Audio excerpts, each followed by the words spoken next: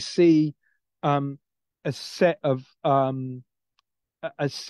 sub kind of organizations in that dotted purple circle. Commissions, regional economic commissions, functional commissions, social development, sustainable development, human rights, right? So human rights in bureaucratic and organizational terms is really buried within the organization up until 2006. But in 2006, it moves somewhere else and you get a Human Rights Council. And if you look at now, the General Assembly, one of its subsidiary bodies is the Human Rights Council. So suddenly human rights becomes almost on a par with security and development issues in the kind of bureaucratic structure. So that tells you that human rights as the power of human rights as a kind of normative pursuit is accorded much more bureaucratic prominence after 2006. And that's something to do with Kofi Annan and all that kind of stuff.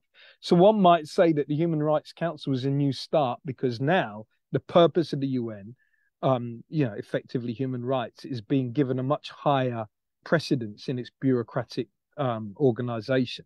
It's a standing body. It regularly meets, not just once annually. It's able to deal as a standing body with crises. So it's meeting right now in terms of Israel and Gaza. It has a universal periodic review of states. This membership has regional quotas and a 2/3 majority in the General Assembly. General Assembly can remove members by 2/3 of a vote if deemed to be violating human rights. And all this is important because it's the General Assembly doing this, not the Security Council, right? So the argument is the Human Rights Council kind of enables the issue of human rights and is supposed to be a bit more impartial. But there are critics to this. One of the critics is that Israel comes up extraordinarily in the Human Rights Council, and I'm giving you this timeline because this, just for in purpose of contextualizing where we are today, this is the timeline where Hamas wins the election in Gaza. Hamas has a fight with Fatah in the West Bank, an armed fight with Fatah, the other Palestinian group in the West Bank. It takes over Gaza, and then Israel takes its settlers out of Gaza, leaves the territory and blockades it, right? And so this is the era of that, and you can see that there's consistent bringing up of Israel in the Human Rights Council. So the argument is that actually it's just as partial as anything else. Now, why is this the case? And what I'd suggest is something like this. Because the Security Council, because of the veto, Security Council can never take on such a contested idea of human rights in any impartiality. And remember, I was saying that the history of human rights in the UN has been one of consistent political contestation and struggle over what are the fundamental freedoms. If the fundamental freedoms of human rights, if their definition are contested, then the purpose of the of the UN is contested. And if the purpose of the UN is contested, the Security Council cannot arbitrate that at all because it's partial and it's got vetoes. So where then do UN members do their politics around human rights? Where do they struggle with the political contestation? They take it to the Human Rights Council, because at the same time as all this is happening in the Human Rights Council, you have a consistent vetoing of resolutions critical of Israel by the US in the Security Council. So what I'm saying is that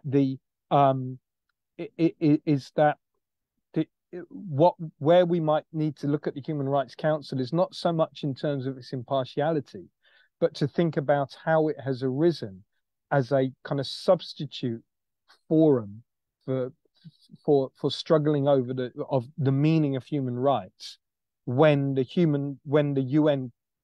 Security Council, which is supposed to be the arbitrary body, the body that arbitrates, is utterly shut down because there are 5 veto holding members. I don't know if that makes sense. So what we're left with then, right, is the fact that the UN is still undertaking a process where the fundamental meanings of human rights are being contested. It's devolved that to the Human Rights Council because the Security Council, it can't arbitrate. And at the same time, its kind of top line definition of human rights that it has for itself, in a way, fudges the issue because it's all human rights are universal, indivisible, interdependent, and interrelated, if that makes sense. So I'm not saying normatively or morally that I disagree with that. But what I'm saying is you have that, but then when you look at how the UN actually, the politics of human rights in the UN, it's not that all human rights are universal, indivisible, interdependent, and interrelated. And the Israel issue is less to do with, or the way that I would put it for this purpose is it's less to do with actually what it's less to do with the concrete issue of Gaza and West Bank, and it's much more to do with the fact that human rights remains a contested project, and what the body which is supposed to actually fulfill it as a purpose is itself internally contested. So yeah, that's what I was that's what I'm basically that's the lecture I give to my students basically. So yeah. It's very enlightening. Yes, thanks.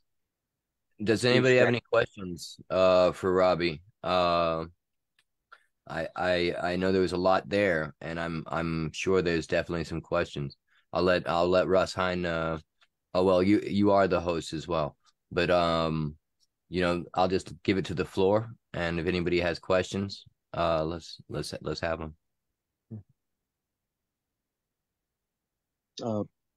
Thank you for the enlightening lecture, and I got some insights and some pointers on navigating the institution and shaping the work. Yeah, so the floor is open before we offload questions. I think Mr. Sakati just asked also in the question in the discussion page if you can ask the question. So yeah, feel free, everyone. Thank you. Okay.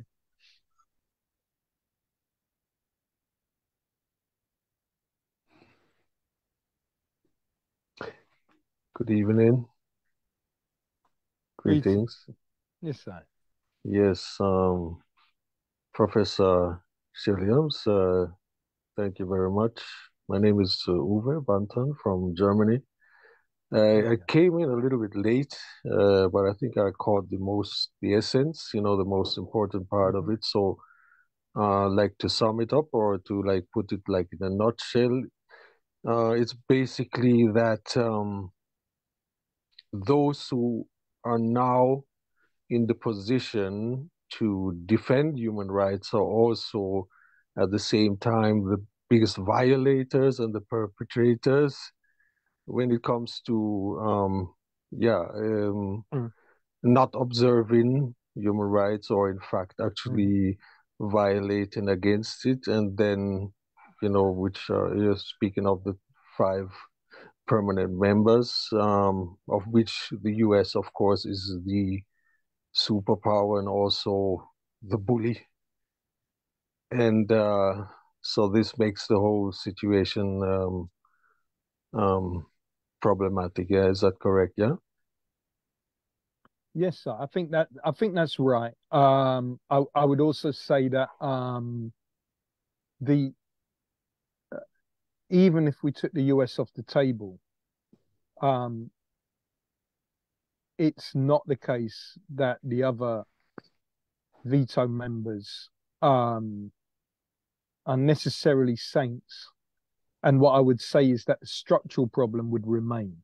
And the structural problem is that 5 polities, for historical reasons, have a veto over the arbitration of when it is that human rights trump state sovereignty. And so if we're talking about a reform of the UN, you know, at the heart of it is a reform of that veto power. That's what I would say. You brought in a lot of very interesting subjects. I love the way that you showed how human rights has become a political framework of hiding vagueness. And we've seen that within Article 27 as well, on the rules of the UN Security Council when it comes down to their accountability. So there's a certain level of watching the lack of democracy being pushed through a fear of communism and now an uprising through the global South, that the visions of the future are very different. And the contrast of them is not only creating friction, but questions the legitimacy of the UN when it comes down to what do you mean by human rights? What I thought was interesting, and one of the questions that I had was the relevance of the Geneva Convention or the Rome Statutes when it in the way that human rights interplay, and that the liability or has I mean I know Israel and the United States have signed and ratified the Geneva Convention and the Rome Statutes. The elements of watching the way in which accountability and overriding can be done will probably be in evidence quite soon, with the General Assembly coming up with their own ideas about the Palestine-Israeli war right now. And we'll see what can happen, because you showed how human rights through the Human Rights Commission, General Assembly actually has power. Yeah. It has a power, has a bureaucratic power. That's right. I think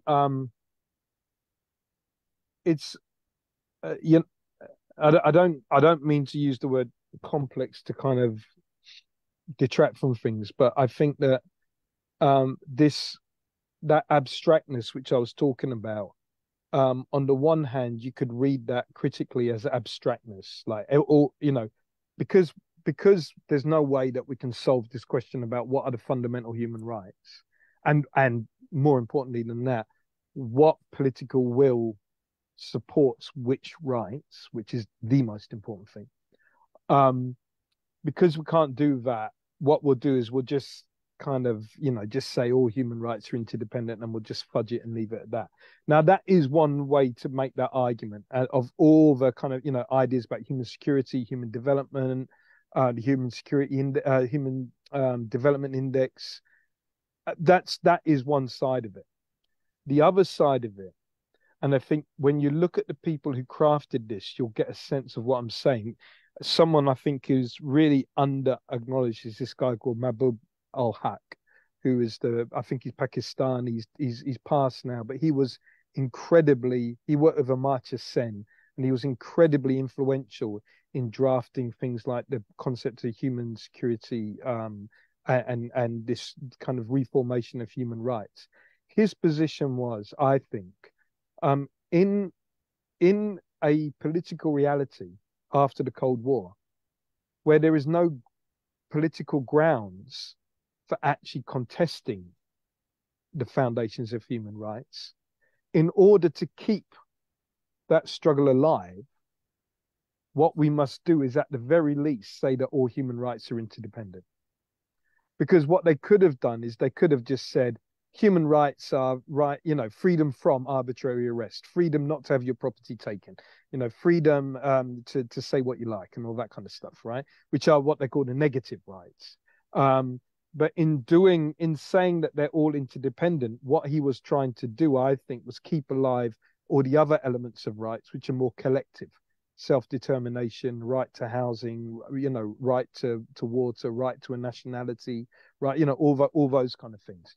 So I think, just plugging my laptop in there. So I think we've got to be very careful and judicious when we're looking at this history of human rights in the UN, because ultimately it's about people trying to put in play a global standard of ethics and justice in landscapes where there's no political foundation for putting that into effect. And so it becomes a kind of a pursuit of the normative, right? And I think what you're seeing right now with the Secretary General at the moment is exactly that playing out. It's exactly that playing out. If you think about what's going on right now, there is absolutely no martial, political, or economic power which the UN has to intervene in Gaza for a ceasefire or anything else. You get what I mean? There's nothing. So if that it's playing out at that kind of normative level, right? It leads me to my next question, which is about the ICC. Which, if a declaration hasn't been ratified, does that mean that they are not liable by the ICC? Yes, and it means that the provisions of the ICC don't have any force in domestic law. Okay. Yeah. So that's what ratification is, in my understanding. That you don't just sign a declaration of you're not just signing an aspiration. So the original document 48 was an aspirational document, right? But international law has to be embedded in domestic jurisdiction. That's right. Otherwise it has no power. And ratification is what that's about. So this is why, for instance, the U.S. Won't be going to the International Criminal Court, not only because they haven't signed on to it, but also these human rights violations don't apply because they haven't signed and ratified it. But at the same point, they have signed the Geneva Conventions, which is why war crimes are what people are talking about, because they can be, both Israel and the United States can be held accountable before the ICC for war crimes. Is that correct? Yeah, but not in front of the ICC. It would be the international. Oh, what's the other one, man? Is it ICJ? No, come on, man. I can't remember now. It's not the ICC. It would be the hold on. Google it, man. What, Interpol or something? No. The International Court of Justice. All right. Yeah, it'd be the International Court of Justice. Yeah. But again, Rotterdam. And that requires political will, right? So, what I usually teach my students is that there is this. If you think about laws in whatever country we live in, you can have all the laws on the book, but if there's no political will to uphold them, they may as well not be there. Right? So, human rights are not free floating. They're not up in the air, right? They have to be embedded and they have to be practiced. And there has to be the will to do that.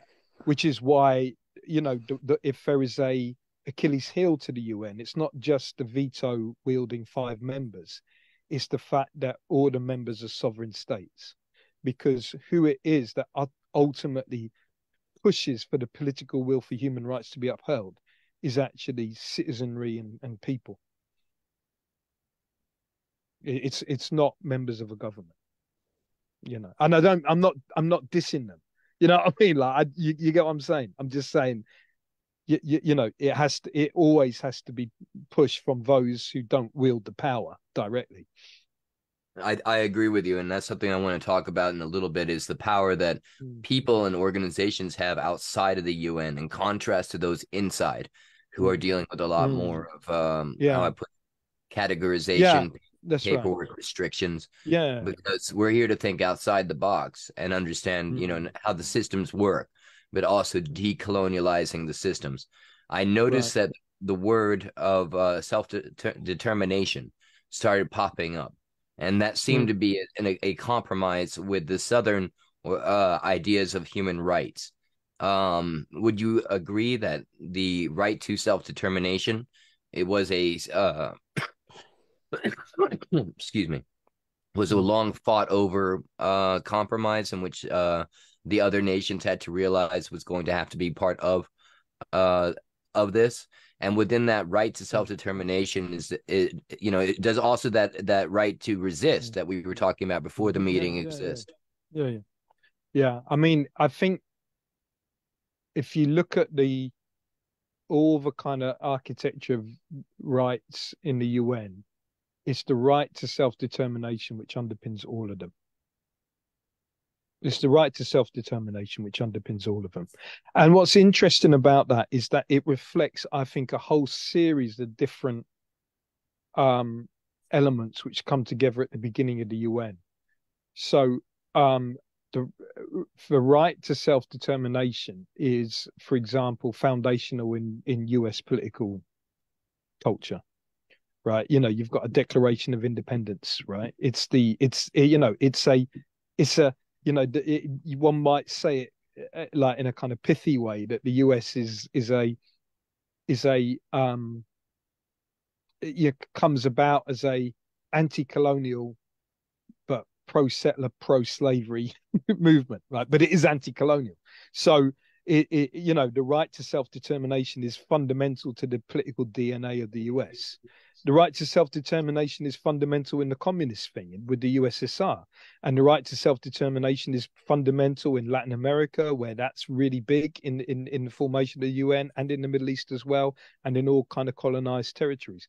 So there's a way in which the right to self-determination is actually a shared political grammar at the very beginning of the UN. And especially after kind of Nazi kind of takeover, and Italy as well, and 1935, which is to my mind where the Second World War begins in Ethiopia. So it's fundamental to the political grammar, but what comprises that right, and who is able to wield it for what purpose? That's where all the politics comes in, and so it kind of falls out, in the civil and political thing, because it's assumed that you already have your right to self-determination is assured by the fact that you live in a formally democratic country. Therefore, the rights are all about, ensuring that you have rights against the state. Yeah. But in other places, that's really not the case at all. Right. So the whole neo-colonial argument is that there isn't a substantive right to you can't exercise your right to self-determination if you don't have control over your economy, right? Which is where the kind of non-aligned movement and the new international economic order, it's where they're all pushing, right? Isn't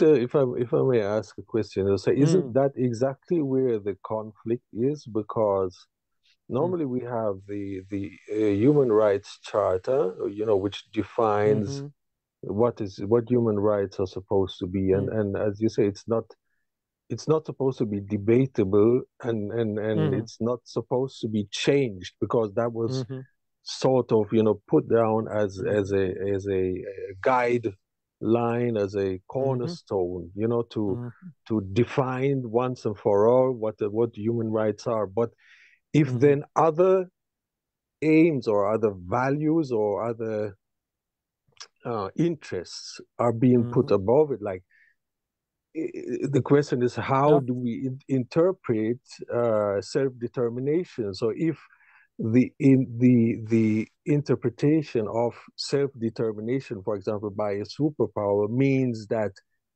they can do anything that is in their interest, and classify it or define that as self-determination, but at the same time it violates human rights of people and That's right. peoples, That's right. nations. That is where the whole conflict is. Yep. Then, you know. Yep. And in fact, you know, it's usually couched in these terms that this is a domestic jurisdiction. So when, you know, there was the Sudan wars, before, you know, Sudan split into North and South Sudan, you know, the argument was that any violations was a matter of domestic jurisdiction. Do you see what I mean? So it couldn't have been a question of self-determination. It was a question of domestic jurisdiction. So I mean, so that's where the key contradiction lies, right? And I'm saying I'm putting all these things on the table simply because there is an irreducible political element to human rights. And you know, if we're gonna think about, if we all have a aspiration to say that you know, that language in the 1948 Declaration is the language which you know, humanity will flourish by, and if it doesn't uphold it, you know, then humanity is going to disintegrate and die.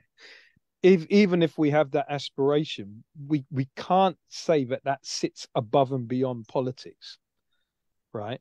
Because the filling in of it. And when is it that, you know, self-determination is no longer self-determination, but a matter of domestic jurisdiction? These are all intrinsically political issues. You see what I mean? So whilst at the moment, the arena in which human rights is most talked about is the normative arena, because that's the one arena where you can actually do that, because it's slightly distinct from state interests and is comprised mainly of kind of people like, you know, indigenous movements, NGOs, you know, social movements, right? Nonetheless, there is always going to be a political moment in terms of how is it that you embed these principles and who is accountable for them and who polices them, right? And that's if we're thinking about a reform of the UN, and if we say that even if the UN is, you know, broken, there is no other organization which is comparable to it, then that's at the foundation of that question about reforming the UN, you know, and it's an incredibly difficult one. It's an incredibly difficult one. Now, there's one guy, because peeps, I've got to go in 10 minutes. I'm really sorry, but there's one guy which has been doing this work that I know. He's in Singapore at the moment. He's a Canadian guy, but he's working in Singapore at the moment, and he has done all this work to retrieve a history of the principle of non-intervention, which is a history from the global south. And it actually makes us think really differently about what we think about that, because non-intervention usually means you have your domestic jurisdiction, right? Non-intervention usually means you leave that state alone, and anything that happens within that state is the matter of that state, right? And, you know, as we've just been talking, I've been saying that principle, whilst on the one hand it can be anti-colonial, it can also be anti-human rights. Yeah.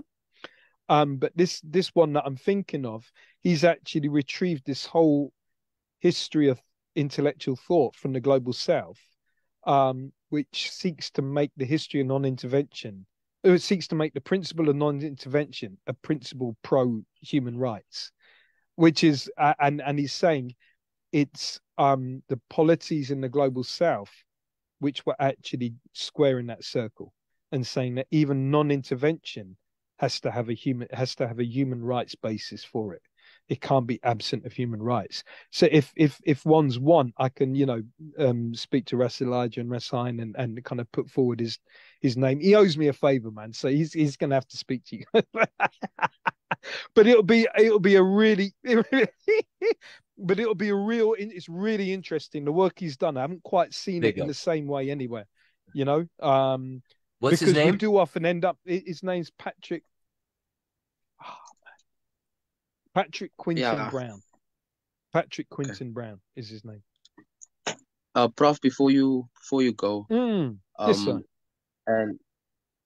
and thank you for everything, and Yeah, the other guy also that you mentioned, I don't know if he has a Islamic, I don't know what's Arabic or some name.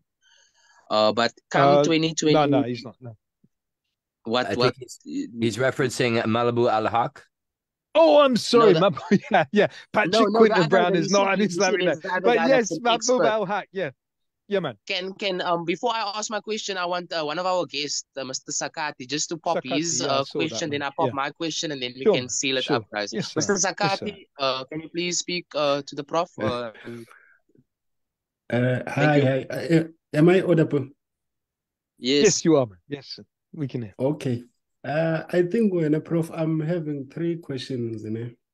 First question is that what role do UN play in safeguarding the state not being colonized by another country, more especially in the current global world that we are living in 2023? Is the first question, that one. Then the second one is, what are the challenges faced by the state that is being colonized after being decolonized? Yeah, it's the second question, that one. And the third one is that, how does decolonized affect the world in the world that we are living in today? Yeah, it's those three questions, Prof. Give thanks. I'll answer them partially. So the word decolonizing is a what they call an it's a what's it called, man? A continuous action verb, right? That's how they call that in grammar. It's a continuous action verb, like my dog is knocking stuff over. So and it first comes into parlance in the late 50s, early 60s, actually in Kenya. And there's a lot of people writing in Kenya about and asking whether formal independence, meaning FORMAL, legal independence, equates with decolonization. And they make the argument, and they say, in fact, the first lot who are talking about it are talking about it in terms of, if we now are in a independent Kenya, why is it that in the churches there's a white God, right? So that's actually why, that's the first thing that they talk about. But they're talking about it in terms of culture and in terms of economics, especially. And of course, Kenya was a settler society, so there's that settler element there as well. And so, the very word decolonizing actually takes root in vocabularies about African development. It takes root after decolonization, takes root after independence, political independence. And that's really important to keep in the head, because what it means is we have become politically independent, but do all of the other social, economic, and cultural dependencies that came with colonialism, do they vanish when one simply gets political independence? And not to downplay the importance of political independence, but that's the question which is being asked, right? So those people in the 70s, for example, the new international economic order, that's the question they're asking. They're saying, but all these economies in these colonies, colonies never had their own economies. They were always part of a imperial economy, and they were always used extractively. So if we haven't got rid of that, how can we say that we're decolonized? So questions about the imperial division of labor, what they call the global a value chain, like you sell a little bit of cobalt, you're going to get pennies for it. When it ends up in a phone and you buy an iPhone, you're buying it for hundreds of dollars. So what happened when, the people who bring the materials out of the ground get pennies, and the people who sell it as a finished product get hundreds of dollars? That's called the value chain, the global value chain, right? So how is it that certain parts of these value chains, the lowest parts, are always placed in what were once colonized countries, and then the thing where you get all the money is always coming out of elsewhere. So the question about decolonizing is really important because it's a continuous action verb, and the question is always, even given political independence, to what degree have we decolonized? And even additional to that is, are there, and I'm saying this as an open question, are there new economic relationships and circuits and cultural and social circuits which are actually doing recolonization in different ways, right? So that all of that pertains to what it is we mean by self-determination. That's what it is all about. And why I think Mahbub al-Haq Rasain is interesting is that he's struggling over that. He's an economist, but he's struggling over what is it that allows one to self-determine. Is it just that you are a citizen? But for example, if you've got no money and you can't take time off work and the voting station is 10 miles away and you can't afford a trip there, is that meaningful self-determination? Are you meaningfully enfranchised? You see what I mean? So this is the kind of debate, Sakati, that is really important for us to have, and it all comes back to the question of what is meaningful self-determination, right? Yes, I know I didn't ask everything that the I was saying, but self-determination really is at the heart of it, and you read the UN declarations and the documents. It's at the heart of them. It's at the heart of them. I'm not making it up. That's where they start. Okay. Okay. Mr. Sakati, I hope. Yeah. Thank you. I see. You uploading. Okay. This is the last question I'm gonna have to give to the floor. Sakati. You're too kind, man. This is the last question I'm gonna give to the floor, and then I'm gonna ask the concluding question, and then the guy that actually I was speaking about, but now we've mentioned about 3 speakers right now, is Omar Ba. So come Dan. Oh, Omar, man, Omar. Yeah, if we're talking about the ICC, yes, sir. We can ICC. Dan, Feb. Yeah, we can do a speaker month come 2024. Omar does ICC. Omar does ICC. So them questions about ICC, let me give the floor to Drici, and then after Drici, I'll ask the concluding question, and then we can retire. It's about 8:30 in Africa, South Africa. Okay. Yeah. Drici, you can ask your question, sir. Thank you. Thanks, Rasain, and greetings to everyone on the platform. Prof, thanks for that very informative lecture. I actually enjoyed it because it was very refreshing. You going through some of those main articles there.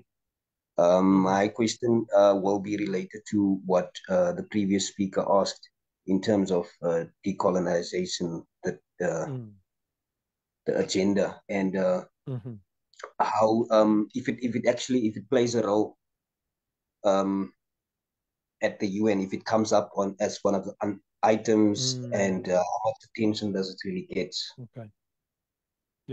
Yeah, it's a very good question. Yeah, I mean, I'm not expert in all the debates which happen in the UN. My assumption would be that when they got when the trusteeship thing fell away, and after the big decolonization move in the 60s and 70s, in other words, when the UN becomes comprised principally, if you're talking about numbers, principally of once colonized societies, then that talk about decolonization kind of fades away. But then what in some ways replaces it is the question of intervention and humanitarian intervention, right? And there's another concept which becomes very big in the UN in the 2000s, which is called the responsibility to protect. They call it R2P. And the responsibility to protect was really big in the UN, because it actually laid bare some of the things that we were talking about today. In other words, the argument from those who put forward this idea of a responsibility to protect was that states, the sovereignty of states, were only valid if the state discharged its responsibility to protect the people in its borders. Right? So what they did was something quite important, which is, instead of saying, and in fact, you can see this even in the move from the OAU, Organization of African Unity, to the African Union. You can see a similar thing, a qualification of sovereignty coming in there, which is that it's not just that because you're sovereign and you've got control over your territory, that no one can do any intervention in you. You have to demonstrate that you are discharging your responsibility to protect your citizens and the people in your borders. And if you're not doing that, then actually your sovereignty becomes diminished and open to question and open to intervention. And you actually see that similar move from the OAU to the AU if you look at them principles, right? But in the UN, it's in the 2000s, and it's this R2P thing. Now the question again is, and in some ways one might say that that's kind of good for human rights, right? Because it means that the purpose becomes more important than the principle in the UN Charter. But then the question again is, who determines when and who has not met their responsibility to protect? And that comes down to power. You see what I mean? So the big criticism of the responsibility to protect is that it never seemed to count, it never seemed to cover the actions of larger and more powerful states, because they could just bat it away and say, it's a domestic matter. And so it was oftentimes places like Burma, Myanmar was a big one for that, where the question of intervention becomes live, Liberia, right, where the question becomes live, because again, it's about who has the power to be able to determine who is not discharging their responsibility. And in the absence of some kind of forum and organization where really every state is equal, and even then it would be a problem, but let's just go there, in the absence of that, then the ones at the top who can veto or who can say yes or no are the ones who can basically say who is not discharging their duty, because they can always veto it. If something comes up to the because it has to come to the Security Council in order for an intervention to happen, and so then it becomes them 5 people again. So again, this is about power, basically. That was brilliant. Give thanks. Yeah, thanks. I understand now why RUNN is necessary, and why you guys take the effort to inform the masses about the importance of reforming. Thanks for answering the question. Yes, sir. Give thanks. Thank you, leadership. Thank you, Driche. Okay, so we started on a low vibration, but we're sealing it up with a high vibration. And thank you for the sharing of knowledge and the sharing of ideas. So just from the perspective of grassroots civil society, also with a transnational kind of an aspect to it, which is run as a non-profit, and our vision and ideals are based within the prophecy, or let's say the logic of His Majesty around the responsibilities of and the tasks of the UN. Even His Majesty said it's a glass building, and it's there to help the smaller nations, even though you get a sentiment within so-called the progressive communities that says, no, the UN is the new world order. We don't deal with the UN via burden in UN. The UN is, that kind of a regressive kind of element within so-called progressive societies and communities. Anyway, so So as a RUNN, our main task is to do the work on a lobby level. We're not a think tank in that aspect. We operating civil society. We do some research. We do some lobbying work. We do some empowerment work and educational work like this. In terms of our ideals, you know, and we don't want to have a pie in the sky kind of a vision as to how we're going to change the world, you know, and this miracle kind of a perspective, or this abstract kind of an idea that things will just shift next year, or things will just shift come 2050 or something. In terms of us as an organization, which you are also playing an important role in, and hopefully we can discuss how you can help us build more capacities and find greater resources to continue doing the work.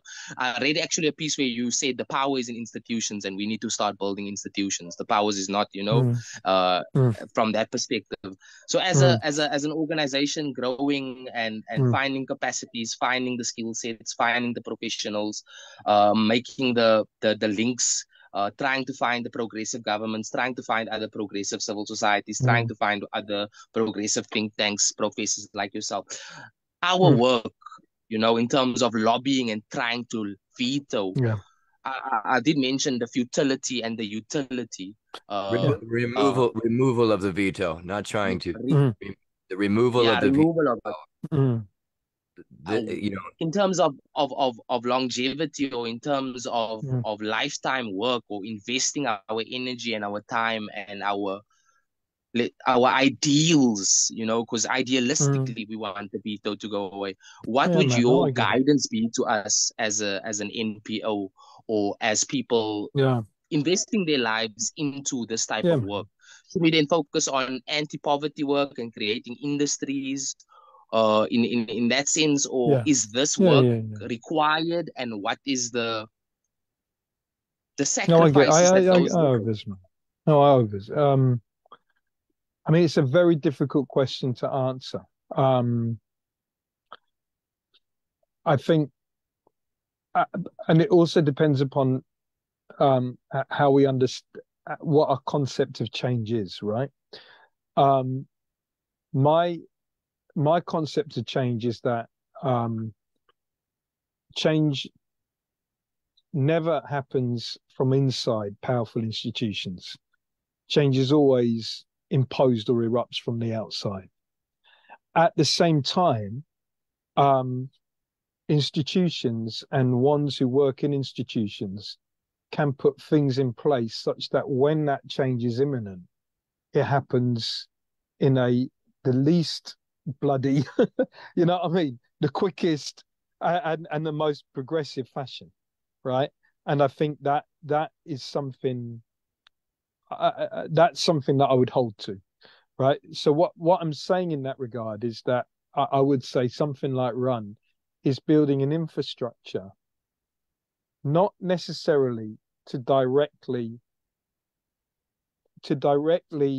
cause a removal of the veto, because you know, powerful entities do not give up their power. They don't just willfully give up. No of them permanent five is going to just give it up.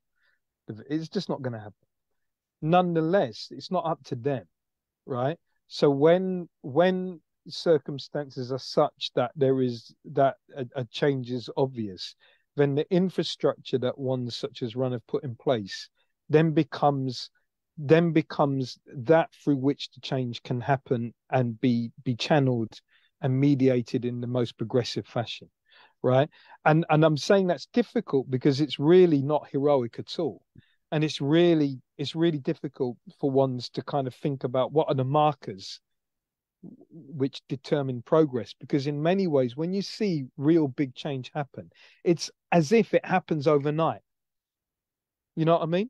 But when you then go and check it historically, people have been building up for decades and decades and decades. You know what I mean? And then something happens, and then there's opportunity. And if they weren't there, and if they hadn't been doing that building up, the thing could have gone 5 different ways.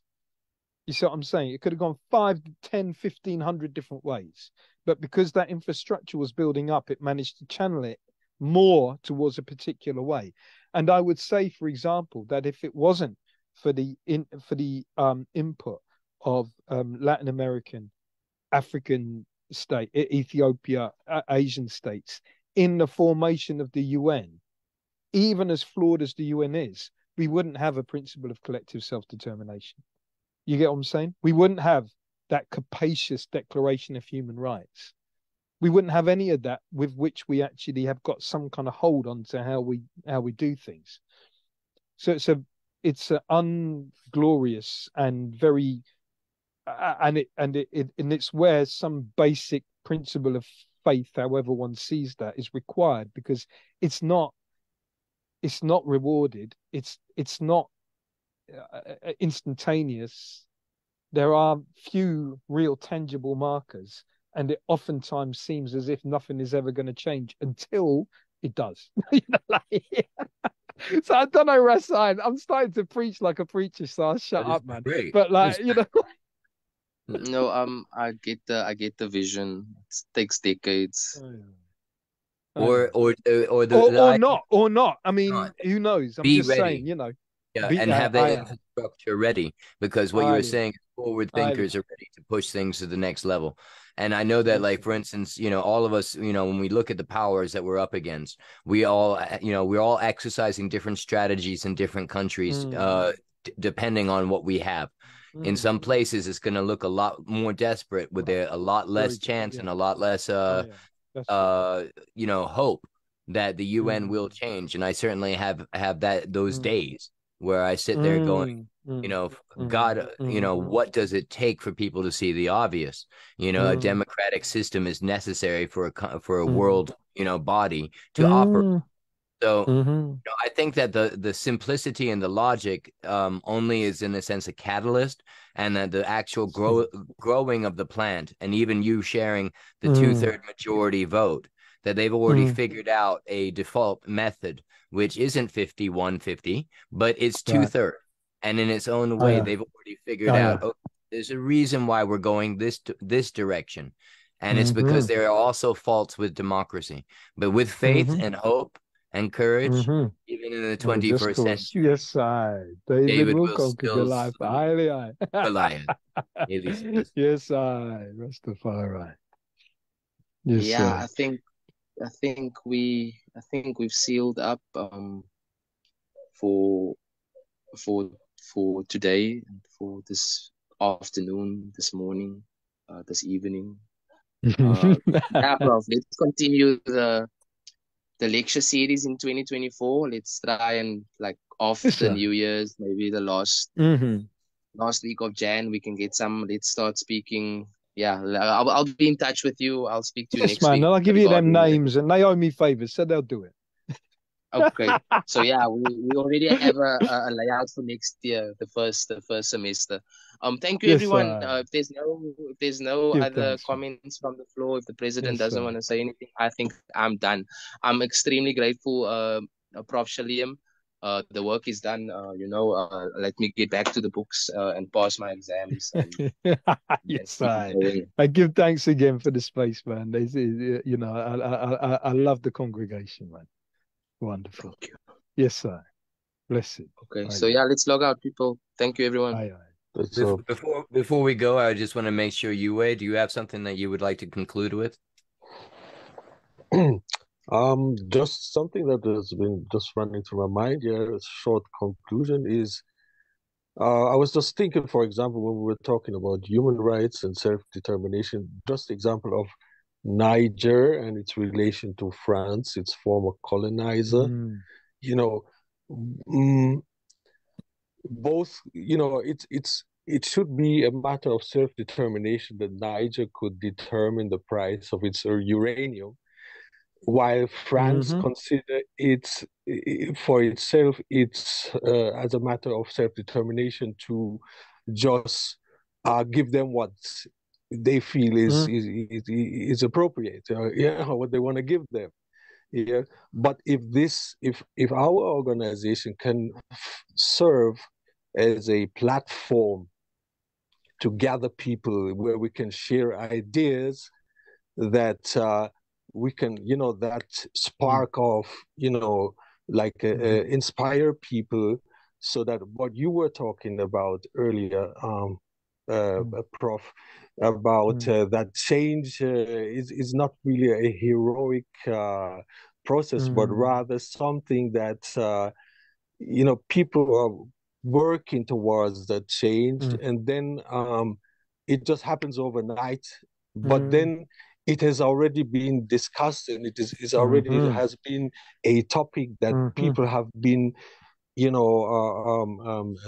thinking over and coming together, discussing, and without that, the change won't happen. So this is why a group like what we have here is so very important, because these things need to be addressed, these things need to be discussed and also debated. So in order to prepare the soil for the seed to grow. That's right. That's right. Give thanks. Give thanks. Yes, sir. All right. Thank you very much. Bless you, love family. Yes, Thank you, everybody. Thank you, everybody, for joining us. Same way. God bless. And we look forward to the next work. All glory, the Most High. Keep and protect. Rastafari. Rastafari. Selassie.